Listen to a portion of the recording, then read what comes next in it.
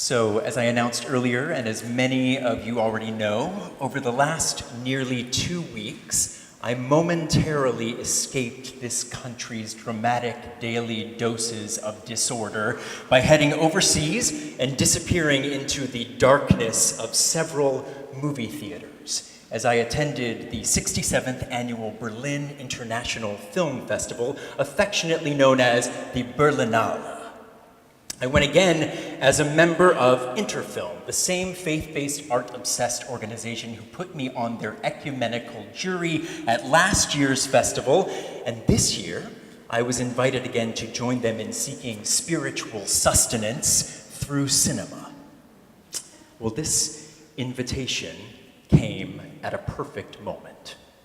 What felt like a super cool opportunity last year, this year felt like a necessary lifeline.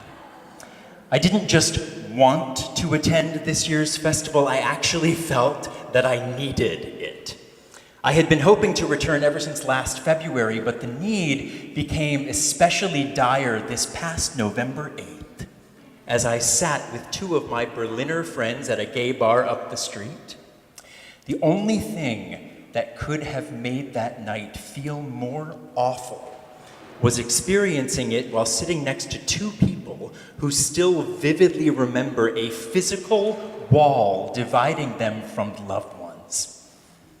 I watched the television screen as a nightmare came to light, and they watched me with utter bewilderment, asking with each raised eyebrow, "How could you let your country do this?" So, when Interfilm officially invited me back, I tried to maintain my New York cool, which I don't do very well anyway, and I desperately leapt at the opportunity. I did wonder how my US-ness might mark me in this current climate, and my questions were answered immediately upon arriving at the Berlin-Tegel airport. As the customs officer raised his eyebrows at my passport, he asked, "How long are you staying?" I answered, "From the 9th to the 20th. He raised his eyebrows even higher and asked, "Are you sure you don't want to stay longer?"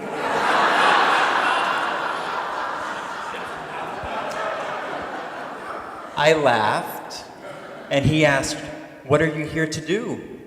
And I nervously launched into an explanation of Interfilm and Judson, and he asked, "A minister in America, should I pray for you?" And I laughed again and said, "Yes, please." And as I walked away, I couldn't recall if he had smiled at all. I wanted his questions to be jokes, and I do not know if they were.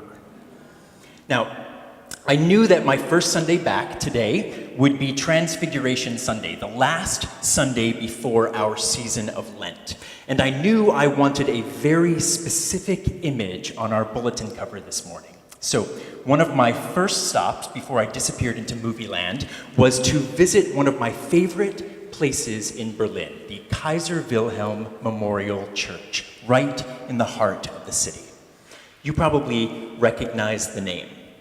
It's the site of the December 2016 attack that killed 12 and injured 56 when a terrorist drove a lorry through the Christmas market just outside the doors. A makeshift memorial still stands there, bedraggled from rain and snow and with candles dutifully lit. And even before this most recent attack, the Kaiser Wilhelm Memorial Church has been a scarred site. It was bombed in an air raid in 1943, after which, at the insistence of the people of Berlin, and even after rebuilding, it maintained its decimated steeple, a symbol to what happened there. A cratered spire that Berliners call der hohle Zahn, or the hollow tooth. As if that scarred spire wasn't enough, nestled inside the sanctuary of the church, as you see on your bulletin cover, and get it out again, take a look at it. Nestled inside the sanctuary of the church is a unique kind of crucifix, one of my favorite pieces of suggested and suggestive sacred art. Now, you can't get the full picture from this photograph, so let me describe some details for you. You see the traditional pose of a crucifix-hung Jesus, but with two distinct differences. Jesus is robed, and there is no cross holding him up. He's floating above the altar in mid-air entirely on his own. But before you wonder if this denies the reality of the brutality that Jesus endured on the cross, this amazing piece of art has that covered. Even as he floats there, this Jesus' hands and feet are marked and scarred with the holes through which Roman soldiers drove nails to hang him until death. The cross is gone, but the scars linger. The cross has been transfigured, but it has not yet been transcended because the scars must not be ignored. So this piece of creative provocation hovers between two binaries, the earthly scars of the violence this body has endured and the transfigured possibility that incorporates those scars and uses them to move forward. The history is carried, marking on the outside what is fully present on the inside. Now, this floating, scarred Jesus fits right in with many other socially conscious pieces of activist art you find around Berlin. How many people have been to Berlin? Cool. This is a wounded city that wants you to see its scars. It's a city that is actively transfiguring itself every day and wants you to see the stitches, lest we and they forget the lessons that these wounds teach, the stories that these stitches tell. In addition to the famous Holocaust memorial that many of you have probably at least seen photos of, you'll find countless creative reminders mixed into this still baking, scarred place. You'll find broken chunks of the Berlin Wall, repurposed, painted bright colors for all to see. There's an uninterrupted line of bricks worked into the roads, tracing exactly where West and East Berlin used to be violently divided. There's a provocative, looped video showing same-gender couples kissing, displayed in a public park, memorializing those who were murdered for their sexuality. And you'll find square cubes bearing gold placards, meaningfully titled Stolpersteine, or stumbling stones, marked with the names and life details of victims of the Holocaust. Everywhere. Not just relegated to some official spot you have to go to see that's out of the way of everything, that's set aside for you to get out of whatever you were doing that day. Berlin wants you to stumble over their scars, to stare at their stitches, to see where the wounds of history are still healing. They want residents and visitors to transfigure with the city itself continuously. Now, Berlin's not the prettiest city, but its beauty lies in lines and wrinkles, in moles and lumps, in shining scar tissue. It's a city in a perpetual season of Lent. So it makes complete sense to me that one of the biggest hits at this year's Berlinale lineup was Haitian filmmaker Raoul Peck's documentary, I Am Not Your Negro, which places the words of James Baldwin next to images of his murdered friends, Reverend Dr. Martin Luther King Jr., Malcolm X, Medgar Evers, and contemporary images of the Black Lives Matter movement and beyond. Now, who's seen this film? Oh, not as many of you as I thought. This film fit beautifully with the traditionally political bent of the Berlinale, showing both a careful commitment to cinematic craft and a point of view that is both harrowingly specific and breathtakingly universal. Now, I had many German friends asking me for further details of the history that Baldwin references, but even though these folks didn't have all the specifics, the tone of the piece, the plea to uncover the scars of history in order to transfigure its wounds, were maddeningly clear to them. These were viewers who actively uncover their own scars and attempt to transfigure their own wounds every day, even just walking down the street. And they found it utterly insane that the United States, on the whole, seems to be in a continual state of denial. Baldwin begs us to uncover our wounds, to show our stitches, to transfigure our scars, and we continue to say, oh, those injuries happened long ago. Our limp is okay. It doesn't hurt that bad. Let's just walk it off. But no matter how much we ignore injury, its history courses through us and gangrenes from the inside. Now, the mystical elements of today's ancient testimony have faded into the background as we've become more fixated on the historical Jesus and less on the more supernatural myths around him. But this mountaintop tale of transfiguration is a magical one, whether it really happened or not. It's here, on this mountaintop, that Jesus reveals his connection to a long line of history, with its promises and pains, its stars and scars. It's here, on this mountaintop, that his friends see all around them their own connection to all that has come before them. Their imperative to uncover the wounds of the past, not to transcend these wounds, but to transfigure them into something new and authentic. It's here, on this mountaintop, that the remembrance of Moses and Elijah represent a connection to so many more faces, names, and realities than might be immediately apparent. It's here on this mountaintop that they and we can see everything.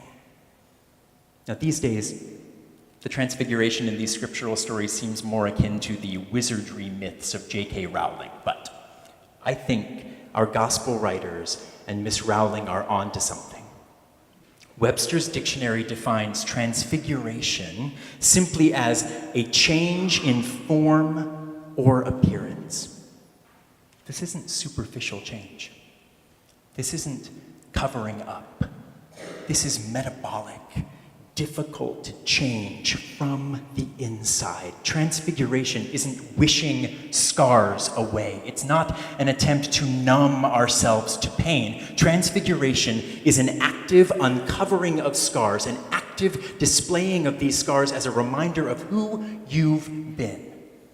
Only through this uncovering and displaying can we follow the path of these scars toward who we might become. It's easy to walk it off. It's harder to sit with the pain and listen to it. Now, all of the films in Berlin dealt with scars. Personal scars, political scars, scars in every film in some way. And I answered lots of questions from my colleagues about our country's current threat to decimate the National Endowment for the Arts.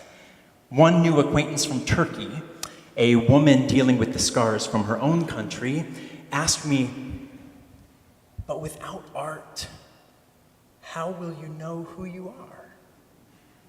I answered, I don't know that we've ever known that anyway. And she said, my creativity reminds me why I fight. How will you know why you fight? And it took me an entire plane ride to figure out how to answer that question. This is why we fight, dear folks. Because we live in a country that is scared of its scars. Because we have elected a regime that is making up fake scars in order to ignore real scars. Because we have elected a regime that thrives on waving its wand unnecessarily and silencing any voices who try to uncover and transfigure our real scars into real possibilities. My energy was waning, but the Berlinale gave me a much-needed injection of fight, and I'm here to pass it on, so put me to the test. It takes no creativity to silence voices. Talent isn't all that makes an artist. A willingness to face scars makes an artist. Be an artist. This country has nothing to lose by owning our scars. Real, fight-worthy creativity lies in taking one another to the mountaintop, viewing the entire scarred landscape, never forgetting what we see there, and returning again and again, one more time, with feeling, then another time, with more and more people, until everyone knows that scarred landscape by heart. So the German customs officer asked me if I wanted to stay longer. And it wasn't a joke to me. I really thought about it.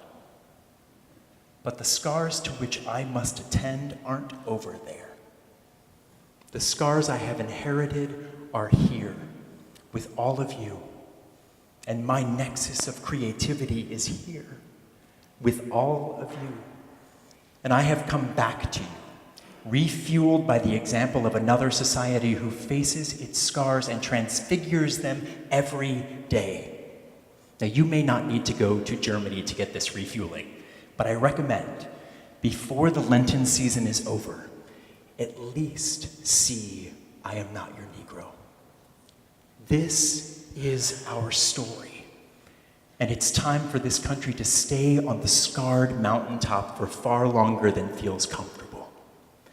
Baldwin's plea, this country's plea, God's plea for transfiguration isn't just magical mythology from the past.